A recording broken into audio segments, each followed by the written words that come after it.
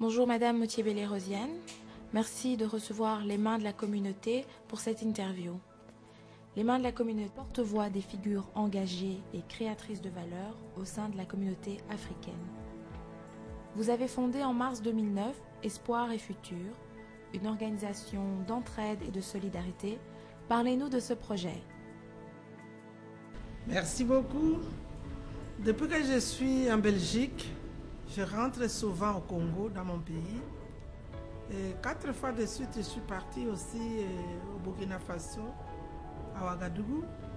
Mais j'ai été frappée par les enfants à l'heure de l'école, à l'âge scolaire, qui ont même leurs parents parfois, qui vivent dans leur famille, mais qui ne sont pas à l'école. Alors chaque fois, je pose la question à l'enfant de savoir pourquoi tu ne vas pas à l'école. Et l'enfant me répond, mon père, ou ma soeur, ma mère ou ma tante n'a pas payé le Minerval cette année. Et c'est combien? Et parfois, c'est seulement 5 dollars par mois. Et quand je suis revenue, j'ai décidé de créer cette association. Je paye le Minerval pour mes enfants, mes neveux, mes nièces, etc.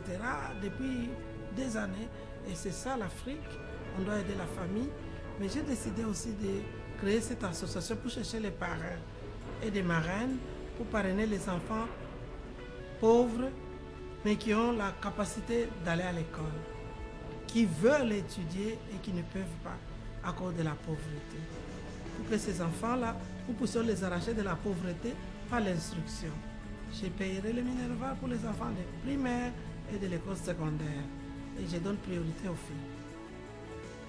Comment procédez-vous sur le terrain, notamment quand vous rencontrez les familles, les enfants, et comment faites-vous le suivi? Pour recruter les enfants, quels sont les critères? J'ai des représentants en Afrique. Ils vont voir le directeur de l'école. Ils disent, nous sommes une famille. Et monsieur le directeur, est-ce que dans votre école, il y a des enfants qui sont motivés, qui sont intelligents, mais qui n'arrivent pas à payer les Minerval et qui sont souvent renvoyés parce que les parents n'ont pas payé. Et le directeur regarde sur sa liste, il voit quelques enfants. Il y en a toujours partout. Et alors, on donne rendez-vous, mes représentants donnent rendez-vous aux parents à l'école. Les parents des enfants viennent à l'école pour rencontrer mes représentants pour qu'ils voient si réellement ce sont des parents pauvres. Parce qu'il est déjà arrivé que ce sont les faux pauvres et que le directeur veut payer le Minerval pour ses connaissances ou pour ses copains.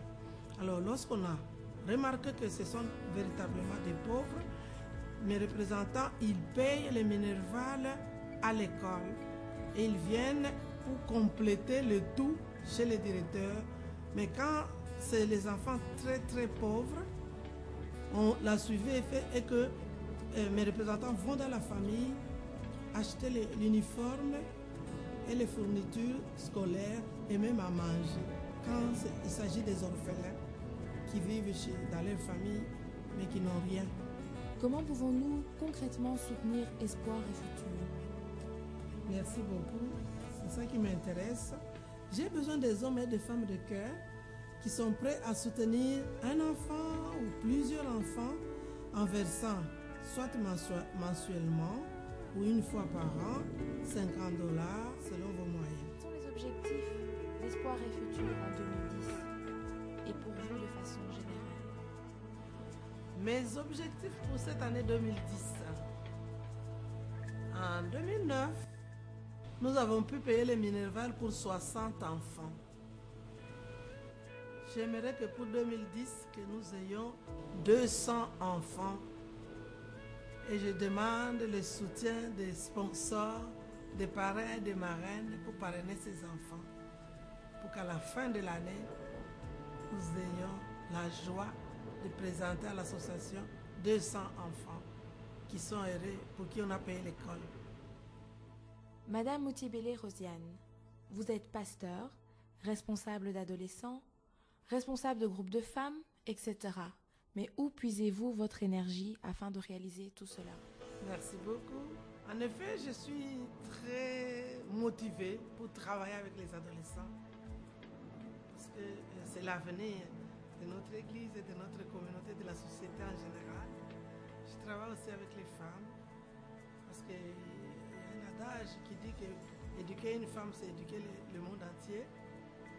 C'est Jésus qui me donne l'énergie pour pouvoir accomplir mes tâches.